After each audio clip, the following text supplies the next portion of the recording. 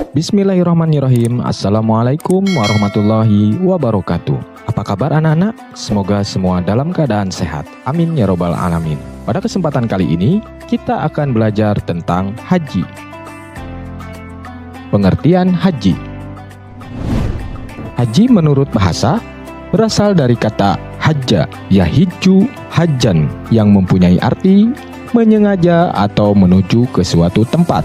Adapun menurut istilah, haji adalah menyengaja berangkat ke tempat yang suci, yaitu Masjidil Haram di Mekah untuk melakukan tawaf, sa'i, wukuf di Padang Arafah, dan seluruh amalan manasik haji lainnya untuk mendapatkan ridho Allah Subhanahu wa Ta'ala dan melaksanakan dengan penuh keikhlasan. Melaksanakan ibadah haji merupakan rukun Islam kelima yang harus dikerjakan apabila sudah mampu untuk melaksanakannya. Karena ibadah haji ini menggunakan dana yang sangat besar, maka bagi yang tidak mampu untuk melaksanakannya, tidak wajib hukumnya. A'udzu billahi minasy syaithanir rajim. Walillahi 'alan nasi hajjul bait man istata'a ilaihi sabila wa man kafara fa innallaha ghaniyyun 'anil 'alamin. Artinya, dan di antara kewajiban manusia terhadap Allah adalah melaksanakan ibadah haji ke Baitullah, yaitu bagi orang-orang yang mampu mengadakan perjalanan ke sana. Barang siapa mengingkari kewajiban haji, maka ketahuilah bahwa Allah Maha Kaya, tidak memerlukan sesuatu dari seluruh alam. Quran Surat Ali Imran ayat 97. Ibadah haji pertama kali dilaksanakan pada zaman Nabi Ibrahim alaihi salam. Perintah tersebut datang setelah Nabi Ibrahim alaihi salam diperintahkan untuk membangun Masjidil Haram atau Ka'bah di perempatan jalan kota Mekah. Syarat dan rukun haji. Syarat dalam haji dapat dibagi menjadi dua, yaitu syarat wajib haji dan syarat sah haji. Yang pertama, syarat wajib haji. Syarat wajib haji adalah sebagai berikut. Yang pertama, Islam. Ibadah haji ditujukan hanya kepada orang-orang Islam atau Muslim. Seseorang yang tidak menganut agama Islam tidak mendapatkan kewajiban untuk melaksanakan ibadah haji, dan sekalipun melaksanakan ibadah haji, maka hajinya akan tertolak atau tidak sah. Yang kedua, berakal. Haji tidak diwajibkan atas orang-orang yang tidak berakal, karena orang yang tidak berakal tidaklah diperhitungkan atau dinilai di sisi Allah amalannya. Orang yang berakal wajib melaksanakan haji apabila ia mampu untuk melaksanakannya. Yang ketiga, balig. Balig adalah dewasa, artinya sudah bisa membedakan yang baik dan yang buruk. Dewasa untuk laki-laki ditandai dengan mimpi basah, sedangkan untuk perempuan ditandai dengan menstruasi. Apabila ada seseorang yang belum balik atau dewasa, maka baginya tidak diwajibkan untuk melaksanakan ibadah haji. Yang keempat, ada mahramnya. Bagi perempuan atau istri harus didampingi oleh suami atau mahramnya. Seorang istri apabila keluar dari rumah harus didampingi suami atau mahramnya.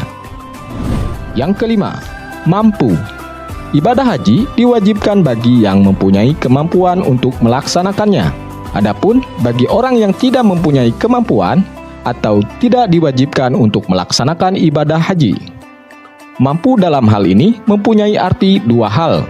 Yang pertama, mampu mengerjakan ibadah haji sendiri dengan ketentuan-ketentuan sebagai berikut.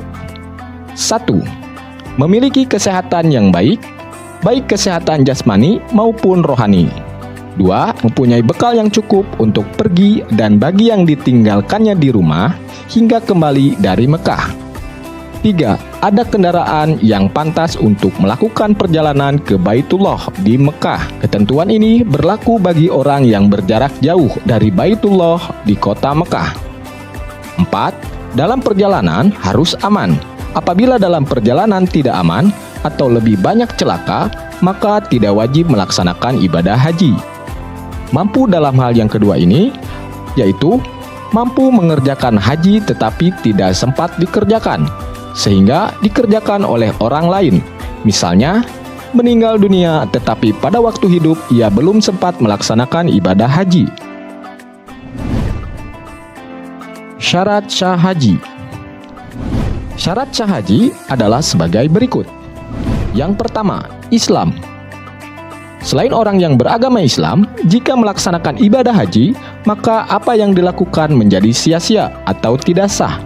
Hal ini karena ibadah yang dilakukannya tidak akan mendapatkan pahala dari Allah Subhanahu wa Ta'ala. 2. Baligh. Haji hanya diwajibkan kepada seorang muslim yang sudah menginjak dewasa atau baligh. Adapun bagi mereka yang sudah melaksanakan haji sebelum baligh atau anak-anak, hukumnya sunnah. Jika ia sudah menginjak dewasa atau baligh, hukumnya wajib melaksanakan haji kembali. Yang ketiga, berakal. Orang yang akan melaksanakan haji haruslah memiliki badan dan akal yang sehat. Tidak diwajibkan bagi mereka yang mengalami depresi atau stres berat, terlebih lagi sampai kehilangan akal atau gila. Jika orang tidak berakal melaksanakan ibadah, maka ibadah yang dilakukan menjadi sia-sia. Orang yang tidak berakal mengerjakan ibadah pastinya tidak akan bisa melaksanakan ketentuan-ketentuan yang ada menjadi sempurna dan ibadah yang dilakukannya tidak sah. Yang keempat, merdeka. Maksud merdeka adalah mereka yang bukan budak. Seorang budak tidak merdeka untuk melakukan apa yang ia inginkan. Jadi, budak tidak wajib melaksanakan ibadah haji. Adapun orang yang merdeka yang mampu, maka ia wajib melaksanakan ibadah haji. Ketentuan ini berlaku pada zaman jahiliyah dahulu, di mana masih ada perbudakan. Pada zaman kita sekarang ini, insya Allah sudah tidak ada lagi perbudakan. Rukun haji. Rukun haji merupakan bagian dari ketentuan pelaksanaan ibadah haji yang harus dilaksanakan di dalam ibadah haji. Rukun haji harus dilaksanakan secara berurutan dan menyeluruh. Apabila rukun haji ada yang tidak dilaksanakan atau tertinggal, maka ibadah haji yang telah dilaksanakan menjadi tidak sah, walaupun telah digantikan dengan dam, dan ia wajib mengulang kembali pada tahun yang akan datang, hingga menjadi sah. Adapun rukun haji sebagai berikut. Yang pertama, ihram. Ihram adalah niat untuk mengerjakan haji dengan mengenakan pakaian ihram dan mematuhi ketentuan-ketentuan dalam ibadah haji. Dengan niat yang baik, kita dapat menjalankan ibadah haji dengan baik juga. B. Wukuf di Padang Arafah. Wukuf artinya berhenti atau berdiam di Padang Arafah. Wukuf adalah salah satu rukun haji yang tak dapat ditinggalkan.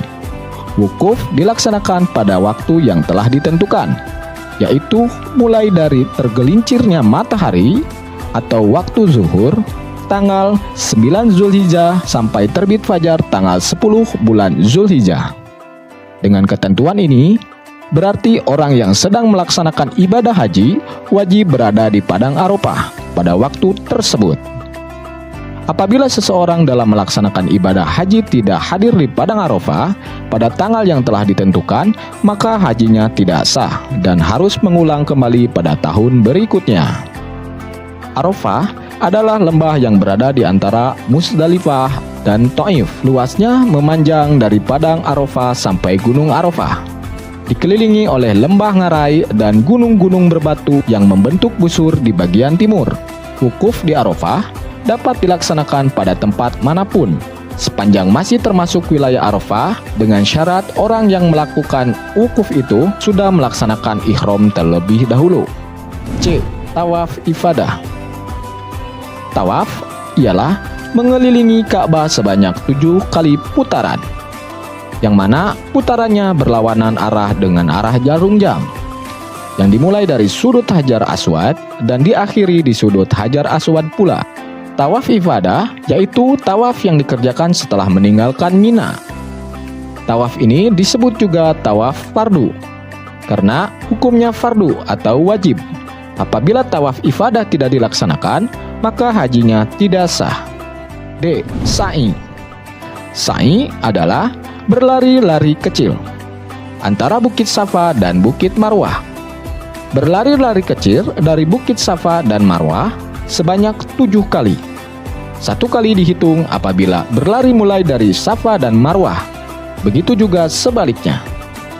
Sa'i dimulai dari Bukit Safa dan diakhiri di Bukit Marwah.